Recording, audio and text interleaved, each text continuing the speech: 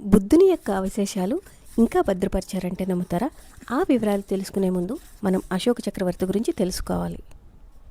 అశోకుడు చెట్లు నాటించాడని మనందరికీ తెలుసు, పుస్తకాల్లో కూడా చదువుకున్నాం. మరి అదే అశోకుడు 84,000 బౌద్ధ స్తూపాలను కూడా నిర్మించాడు. అలా నిర్మించిన స్తూపాల్లో ఒక స్తూపం మన భారతదేశంలోని మధ్యప్రదేశ్లో సాంచీలో ఉంది. అశోకుడే దీన్ని స్వయంగా నిర్మించాడు. ఈ స్తూపాన్ని మనం 200 రూపాయల నోటుపై కూడా చూడొచ్చు.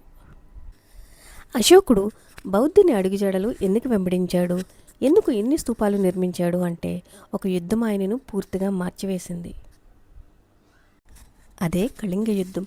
కళింగ యుద్ధంలో జరిగిన రక్తపాతాన్ని చూసి అశోకుడు చలించిపోయి తన తప్పుని తెలుసుకుని ఖడ్గాన్ని, రాజ్యాన్ని వదిలి శాంతిని, ధర్మాన్ని వెంబడించాడు. ఈ సాంచీలోని 3 స్తూపాలు ఉంటాయి. 3వ స్తూపంలోని అశోకుని యొక్క ప్రథమానుచరులు ఇద్దరి యొక్క అవశేషాలు అంటే ఎముకలు, భస్మం లాంటివి భద్రపరిచారు. రీసెంట్గా వాటిని భారతదేశ ప్రభుత్వం మంగోలియాకి తరలించింది, అక్కడ పబ్లిక్ డిస్ప్లే కోసం. మరి బుద్ధుని అవశేషాలు ఎక్కడెక్కడున్నాయో తెలుసుకుందామా? ఇది నేను నెక్స్ట్ వీడియోలో చెప్తాను. Please do follow and subscribe. Thank you.